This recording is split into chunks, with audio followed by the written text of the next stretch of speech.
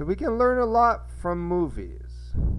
We can learn a lot about things that are hidden and not necessarily seen up front in the politics. And in the first of the Captain America movie series, which opens with the Nazis discovering a computer in Norway, we see the idealism of the American soldier Stark, and the struggle against fascism in Europe, and the character of Stark, who never ages, but lives through time as the super soldier lives through time by apparently never becoming streetwise to the real war agenda.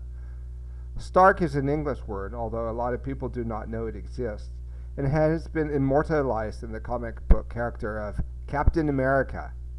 If somebody is Stark, it means that they are plain or blunt. Stark can also mean unambiguous, glaring, or blatant. He never grows up from the idealism of World War II, even though he lives through the Vietnam era after having drunk from the fountain of youth and then in perpetual coma. We see the idealism he has in military matters, and that, but even the coma, it's like a metaphor for missing everything that's happened in between. And we get the idea that he is frozen in time. But a lot of our ideas about war now don't apply, but we're still using these models from the Second World War. And we see the idealism he has in military matters, and that many had about technology and the future, similarly expressed as he travels to a theme exhibit dedicated to the man of the future. A few years later, we would see this with Mao's New Man, as he described his Chinese Communist Revolution in terms of breaking with the past, killing 100 million Chinese in the process. They tour the future and behold the wonders that science and technology will bring. The same idealism he has for war is expressed for technology as our Captain America Stark, pre-serum, walks through the futuristic exhibit dedicated to new technology and a better modern world. This is also expressed in Disneyland's Tomorrowland, where you see the 1950s dream of where technology and science will take us. This dark side of science and technology that was starting in the 50s is carefully concealed. The efforts in weather control and the fluoridation of the water supply, dumping the bomb supplies on the crops, and the real experiments in mind control to create super soldier villains that left many tied to beds in the basement of the CIA's Sanford Medical Center as LSD and electroshocks poured through their veins. For Stark, though, who becomes a sex symbol and whose celebrity predates any military adventures, who actually goes on a nationwide tour before seeing war action. It's a black and white world of good versus evil, as nowhere more clearly in focus as the war effort going on before their very eyes. This dedication to the American ideal is what leaves our character Stark, disqualified from military service due to a health issue, to rise within the ranks of official military circles. And like the super soldiers he spawns, with him as the first, he and the rest never ask basic questions that would shake their faith in this idea of the intrinsic goodness of American intervention throughout the world and at home, and the exceptionalism. They are different from those who are bad just to be bad. They really believe they are saving the world from terrorism, making it a better place. This is sold to the American public as movies are made about our super soldier hero before he even sees combat. Our super soldier is one with a conscience, but a conscience that is based on carefully crafted illusions about the world they live in. He's just as much a victim of the psychological operations as those he forwards. He lives forever, having drank the fountain of youth, and yet never becomes street smart through the advantage of having lived so many years. His mind is forever infantilized in the dualism of the American military idea. These super soldiers would not be possible without a news media that is entirely fake, but that create a narrative that allows the idea of American goodness and differentness to really get in their DNA. That is why before, to help beef up support for the war, before he even goes to combat, he's with a choir and dancing girls. The real history of the Second World War, however, tells a different story, and we see business elites financing both sides of the conflict throughout the 20th century.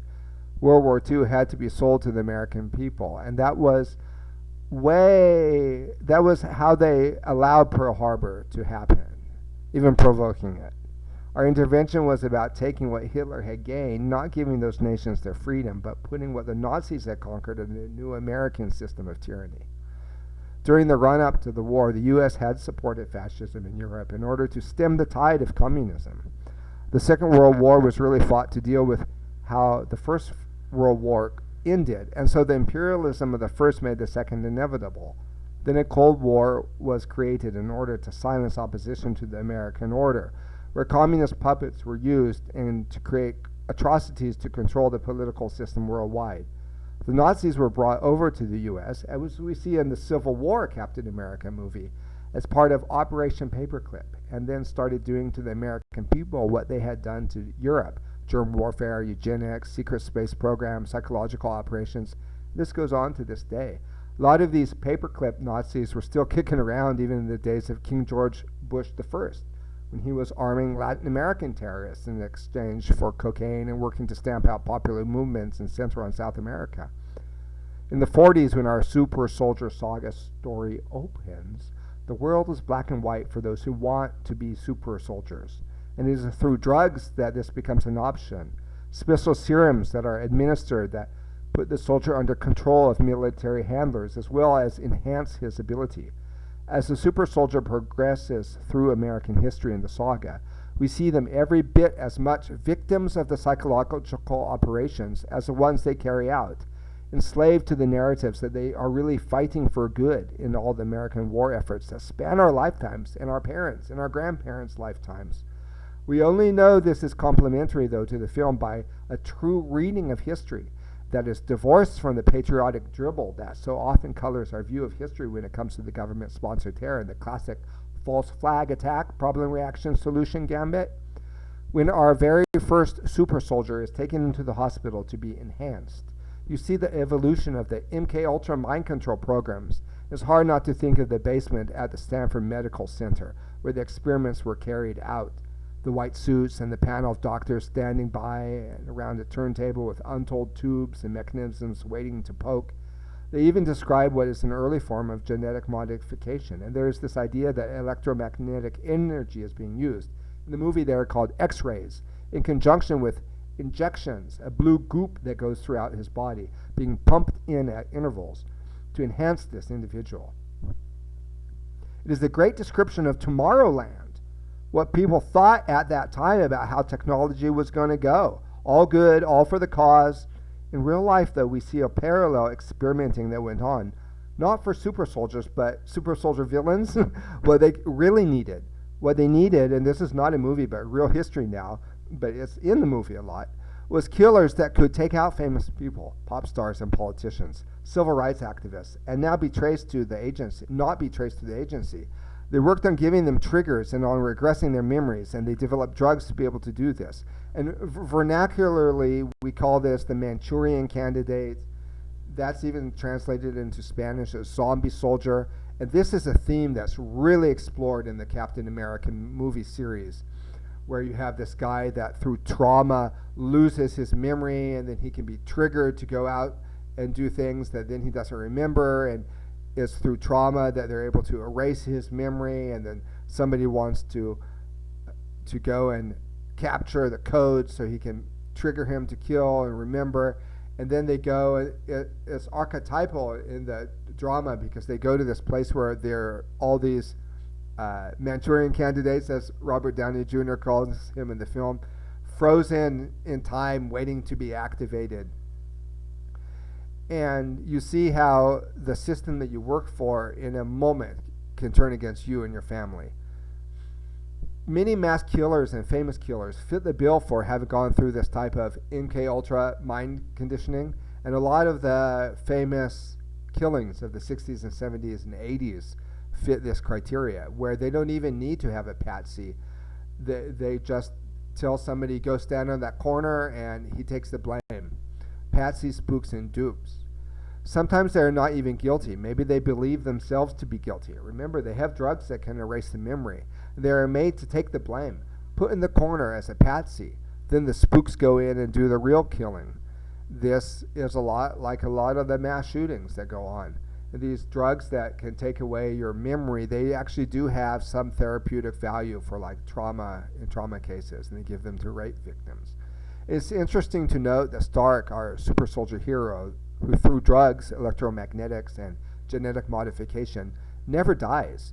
Before he even sees war, he is pranced about on stage for a musical show to help the war effort, his celebrity status apparently being even more important than actual actions.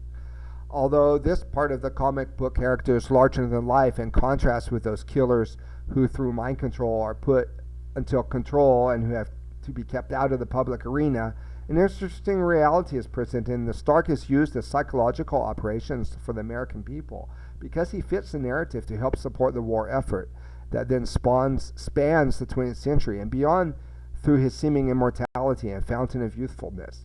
In the 1940s, he prances about on stage with skimpily clad women, dancing and singing and repeating war slogans. 70 years later, and he has not become street smart to the real politic, but actually believes he is fighting terrorism, a giant's body, but an infantile mind, which has never grown up, which also parallels the American way of viewing their war and their foreign policy. Kept in the dark with necessary illusions. He is the father of the super soldiers, the prototype of others that will follow. History, however, shows a different story, and those that serve their country in these capacities are trained terrorists that are then left hung out to dry, or just disappeared, made to look as if they have committed suicide or jailed because they know too much. I know one such covert operative who has been told he can never return to his country when his team is dead, killed by others like themselves, or in jail. His adventures form a who's who of the last 40 years of bloodshed and terrorism, blaming official enemies for actions carried out by Uncle Sam. In their case, they knew it. In Stark's case, who apparently never figured it out, his stupidity and blindness can only be admirable. He never progressed from the little boy in the 1940s. His mind is stuck in the war effort of fighting Nazis. He is a Peter Pan of legend, the man who never grew up, the obvious victim of the psychological operations that he himself participates in through his celebrity status lent to war efforts. Later, Robert Downey Jr., whose spooked parents make the famous Captain America's shield for Stark, realizes that his parents had been killed through some of these internal disputes of compartmentalized branches of the military-industrial complex. It still does not shake his face in this system as a whole, but only against one individual who is the archetype opposite of the superhero, man he calls Manchurian Candidate, a super soldier who has had his mind erased through trauma and only reacts to certain codes that act as triggers to activate his killer mechanism. We later learn that there's a group of these zombie soldiers frozen in time and waiting to be activated who react to trauma and mind control. And this is where we see a real part of American military lore that perhaps can only be told through the ridiculousness of comic book legend. These were the experiments that came out of MK Ultra programs, where they wanted to make killers that would do things, but that ultimately could not be traced to the agency. And we see this fits the bill for many of the high-profile mass shootings of our time, as well as terrorist events. Sometimes it takes a movie to show us what we are too blind or arrogant or unwilling to accept in real life. By parading Stark in front of crowds and TV sets, accompanied by skimpily clad dancing girls, choirs, orchestras, before he had even gone to Europe to join the war effort, it would have been like Barcelona's football club parading Lionel Messi in front of the world before he had actually won any soccer game. Unreal? It depends on the point of view. It is realistic in the sense that his real function, just like movies and news clips, are to play out psychological operations and to create an us versus them view of the world for Mr. and Mrs. America, without which black and white view of the world and American power, new war efforts through time would be impossible. One used to be called a conspiracy theorist for mentioning facts about the Second World War that are here portrayed as self-evidence. The Operation Paperclip, where the Nazis were offered immunity from prosecution for coming and working for U.S. intelligence, for example. But also the fact that at the end of the war, the Nazis had invented anti-gravity, high-propulsion systems. Jim Marrs I've heard the historian and others have talked about this as well. And what we would today call UFOs, the existence of traumatized zombie assassins and the mind control. That's all been like declassified through the church committees in the 70s, the House Committees on Assassins. And these Manchurian candidates for movies by that name has immortalized them in Hollywood lore. Through predictive programming, movies are a way to get people used to the technology of the future and to the world of the future. We can even see this in the story of Ant-Man in the Captain American series, where the famous yellow jacket actually is a good description of nanotechnology and drone technology.